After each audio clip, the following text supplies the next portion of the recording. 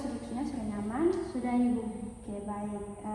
Jadi sebelum kita mulai pada sesi konseling kita hari ini, alangkah baiknya kita berdoa dulu ya. Jadi kita berdoa menurut agama dan kepercayaan kita masing-masing. Berdoa mulai. Berdoa selesai. Oke. Jadi sebelum kita masuk, alangkah baiknya kita perkenalkan dulu ya. Jadi perkenalkan, nama Ibu Lady Rumuleba. Adik bisa memanggil Ibu dengan Ibu Lady. Oke, Ibu Lady. Mungkin Adik bisa perkenalkan diri. Baik Ibu, nama saya Teresia Tugamanuk. Ibu bisa panggil saya Eci. Saya dari kelas 11 bahasa. Oke, terima kasih Adik Eci. Bagaimana hari ini? Lumayan Bu, tapi agak ngantuk sedikit sih. Ya, oke, baik. Wajar ya, pagi-pagi memang kadang rasanya masih berat. Tapi sebelum kesini tadi kamu sudah sempat sarapan tidak? Sempat sih Bu, tapi aku tadi makannya cuma sedikit itu. Oh, oke. Jadi kadang kalau tidak lagi penuh itu ya, nafsu makan juga itu suka berkurang. Oh ya, akhir-akhir ini kegiatan sekolah lagi padat ya? Lumayan sih Bu, kadang banyak tugas, kadang enggak ada. Oh ya, oke. Pantas saja ya, kelihatannya capek. Iya. Oke, terima kasih ya kamu sudah meluangkan waktu datang ke ruang BK hari ini. Jadi di tempat, jadi di sini tempatnya santai, oke? Kamu bisa cerita apa saja tanpa takut dihakimi, oke? Iya. Oke. Jadi sebelum kita ngobrol lebih jauh, Ibu mau jelasin sedikit. Di BK ini kita tidak langsung menilai benar atau salah, tapi lebih membantu kamu memahami apa yang kamu rasakan dan pikirkan. Kita akan jalan pelan-pelan sesuai kenyamanan kamu ya. Iya Ibu. Oke, jadi dalam sesi konseling ini Ibu menggunakan pendekatan REBT atau Relational Emotive Behavioral Therapy. Jadi pendekatan ini itu membantu kamu melihat hubungan antara peristiwa yang terjadi, pikiran tentang peristiwa itu dan perasaan atau perilaku yang muncul. Jadi yang sering bikin kamu merasa sedih atau minder bukan cuma kejadiannya, tapi juga cara kamu memaknai kejadian itu ya. Oke, jadi di sini kita ada 3 asas ya dalam BK. Yang pertama itu ada asas kerahasiaan, yang kedua ada asas keterbukaan, dan yang ketiga ada asas kesukarelaan ya. Jadi asas kerahasiaan itu apa yang kamu ceritakan kepada Ibu tidak akan bocor kemana-mana dan pihak lain juga tidak boleh tahu ya. Ya. Yang kedua itu asas keterbukaan, kamu bisa terbuka apapun kepada Ibu ya, Ibu siap mendengarkan dari kamu. Dan yang ketiga asas kesukarelaan, dimana kamu datang sini itu dengan sukarela tanpa paksaan dari pihak manapun ya. Oke. Jadi itu saja. Oke Ibu, baik, mengerti. Oke. Tenang saja ya, kita tidak akan berat-berat hari ini. Kita ngobrol seperti biasa saja ya. Ini sekarang Ibu mau tahu kabar kamu bagaimana hari ini. Kelihatannya tadi kamu bilang rasanya kurang bersemangat ya.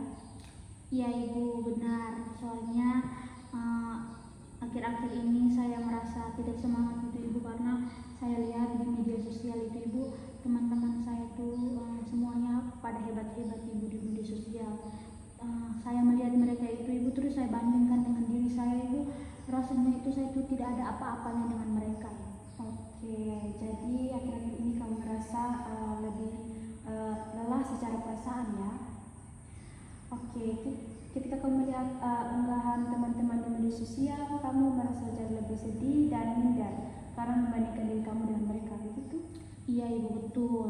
Jadi saya tuh Ibu, saya rasa tuh saya tuh tidak keren seperti mereka Ibu. Jadi mereka tuh pada semuanya tuh populer, berprestasi, tapi kok saya tuh cuma gini-gini aja ya Ibu. Kok kenapa saya nggak bisa kayak mereka gitu Ibu? Oke, terima kasih ya kamu sudah mau jujur dan mau berbagi dengan Ibu. Perasaan seperti itu sebenarnya cukup cukup sering dialami ya banyak orang, apalagi di zaman media sosial seperti sekarang. Iya, iya. Oke, jadi hari ini itu kita belum perlu terburu-buru mencari solusi. Kita akan pelan-pelan memahami dulu apa yang sebenarnya kamu rasakan dan pikirkan ya, supaya nanti kamu bisa merasa lebih tenang dan pelan-pelan lebih percaya diri lagi. Baik, Ibu. Jadi dalam REBT kita percaya bahwa bukan peristiwa itu sendiri yang membuat kita sedih, tetapi cara kita memaknai peristiwa itu. Boleh Ibu bantu kamu melihat contohnya? Iya, Ibu, boleh. Oke, misalnya kamu melihat temanmu mengunggah foto juara lomba, itu lalu kamu berpikir, oh saya tidak sebaik dia, saya gagal. Karena pemikiran itu kamu merasa sedih dan minder. Benar begitu? Iya, Ibu, betul sekali. Saya sering merasa begitu. Kamu ingin juga sebenarnya tahu arah dan tujuannya seperti mereka kan? Iya, Ibu, saya pengen, Ibu, tapi saya tuh terkadang saya bingung, Ibu, saya ini harus mulai dari mana. Oke, sekarang kalau kamu bilang saya tidak sebaik mereka, apa yang membuat kamu berpikir seperti itu kira-kira? Ya, Ibu, kenapa saya berpikir seperti itu? Karena kelihatan mereka itu semuanya itu pada sukses, populer, tapi kok saya tidak mempunyai kelebihan seperti mereka, ya, Ibu. Itu yang saya pikirkan, Ibu. Oke, jadi seolah-olah kamu tidak sepopuler mereka, jadi kamu merasa tidak berharga begitu ya? Iya benar, iya benar, Ibu. Saya rasa saya ini gagal, Ibu. Saya merasa gagal jadi seperti mereka, Ibu. Oke, jadi keyakinan kamu bahwa seorang hanya berharga kalau dia populer atau berprestasi di media sosial ya? Iya, Ibu, begitu. Oke, jadi kamu merasa belum melakukan hal yang bisa membantu kamu ke arah yang kamu mau ya? Iya, Ibu. Oke, jadi sekarang kita coba apakah benar seorang hanya berharga kalau dia populer di media sosial ya? Sebenarnya mungkin juga sih, Bu, atau mungkin tidak juga, Ibu. Oke, jadi kalau misalnya ada teman yang tidak aktif di media sosial tapi dia orang baik, membantu orang lain, apakah dia tidak berharga? Bukan begitu, Ibu. Dia berharga juga kok, Ibu. Oke, berarti sebenarnya ukuran berharga tidak harus dari popularitas ya. Kamu sudah bisa melihat itu? Iya, Ibu, mungkin menurut saya juga mungkin terlalu keras sama diri saya, Ibu. Baik, kalau begitu, bagaimana kalau kamu ubah pikiran kamu menjadi seperti begini? Contohnya, saya memang belum sepopuler teman-teman saya di media sosial, tapi saya punya nilai dan potensi sendiri. Bagaimana rasanya mendengar kalimat itu? Setelah saya merasakan apa yang Ibu bilang tadi, di sini saya berpikir bahwa rasanya lebih ringan sih, Ibu, tapi seolah-olah saya itu masih punya harapan, Ibu. Saya tahu, Ibu, saya juga pasti punya kemampuan dalam diri saya, Ibu, tapi saya belum puas saja, Ibu. Jadi saya seolah-olah saya masih ada harapan untuk menjadi seperti mereka, Ibu. Oke, itu bagus. Jadi kamu bisa mulai melihat dirimu dengan cara yang lebih realistis dan positif.